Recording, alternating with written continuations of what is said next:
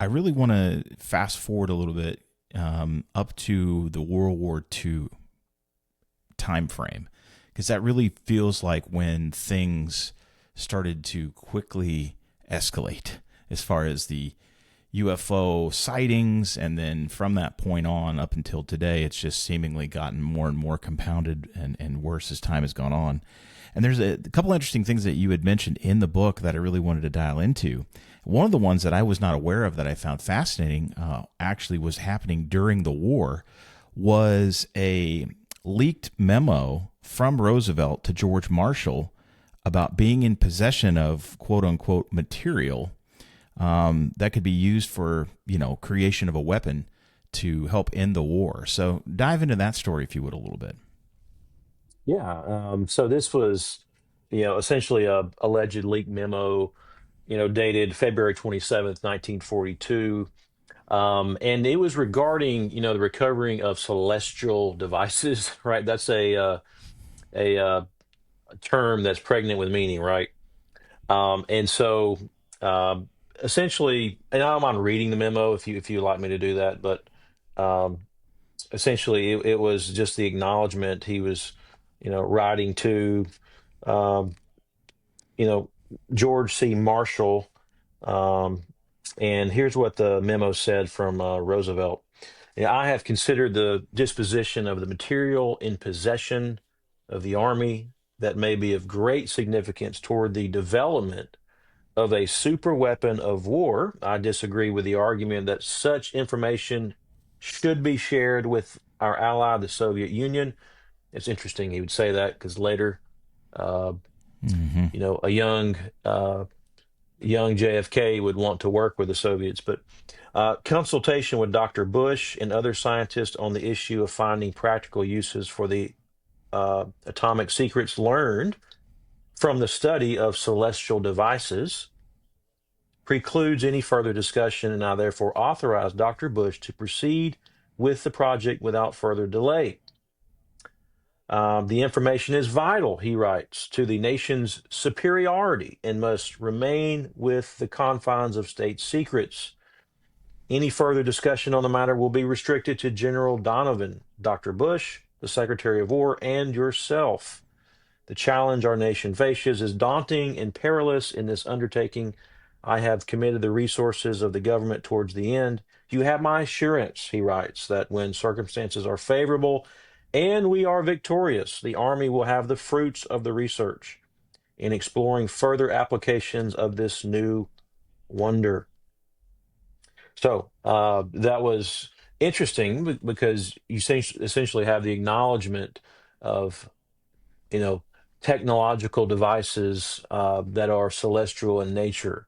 In other words, they're not Mm-hmm. from here, right? And so that was a very revolutionary thought. In our discussion so far, we have uh, talked of Washington and Adams and Jefferson and some UFO reports that hit Jefferson's desk. And now, as you said, fast forward years later, and now we are recovering celestial devices. And this is the early whispers of reverse engineering uh, this type of technology for national security purposes. Yeah, it's really fascinating because, again, I've consider myself to be a little bit of a UFO nerd with my wife, and I was not aware Yeah. of this memo, Yeah. so it was kind of shocking to read. But this goes hand in hand with other things that we experienced during the war. Foo Fighters is the term that a lot of the fighter Yeah. pilots would use when they Yeah. would see unidentified craft. And then the other thing that happens is, we obviously everyone's very familiar with Roswell, but we have a couple other events that actually happened prior to Roswell. One of them being the Cape Girardeau event. So, could you explain a little bit more about what happened in that event? One of the earliest UFO occurrences happened, like you said, during Cape Girardeau, Missouri, in 1941.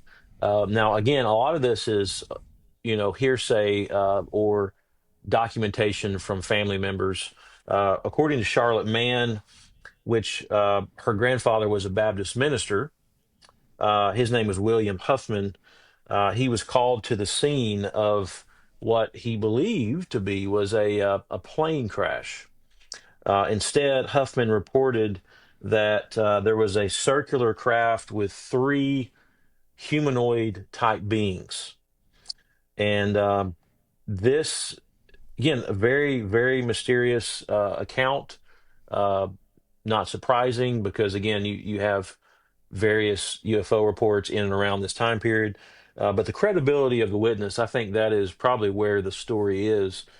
It would be uncommon, I would think, for a Baptist minister to just, make up some random UFO report that would not really be in the profile, of somebody holding that position. So that was again a very credible sighting. As all of these in the book, I leave it up to the reader to determine their genuineness or not. But when I was going through that case, kind of doing some study on it, I do remember thinking, man, okay, he was uh, a Baptist minister. Why would he, fabricate this story? If it were not so, that doesn't really, like I said, fit the profile.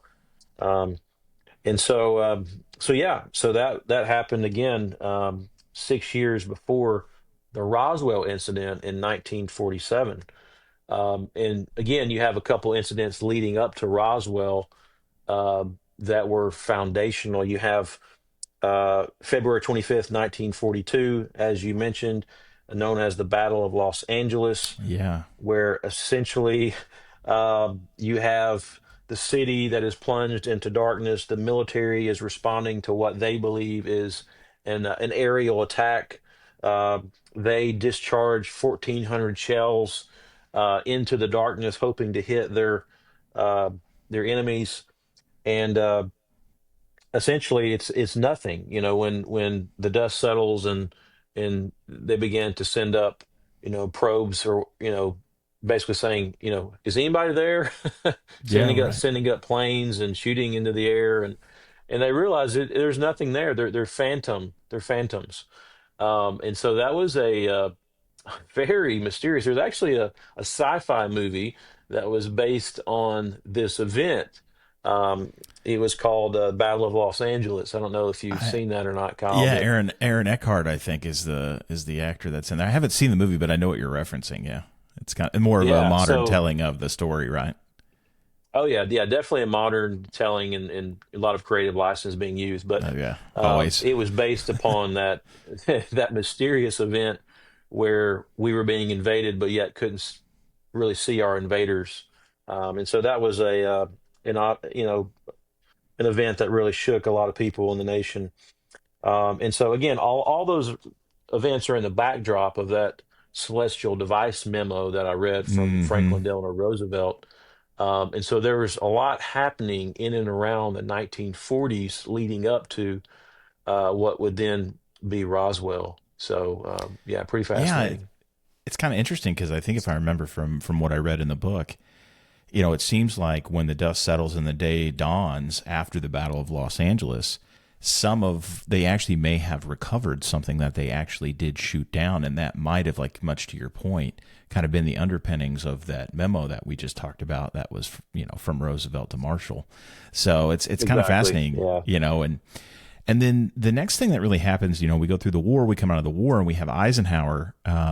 Truman, obviously, I think Truman's huge too from the standpoint of, Oh, he the is. Yeah. bomb. Yeah. So talk about Truman a little bit and some of the things that kind of happened during his administration, how that was kind of a turning point for everything.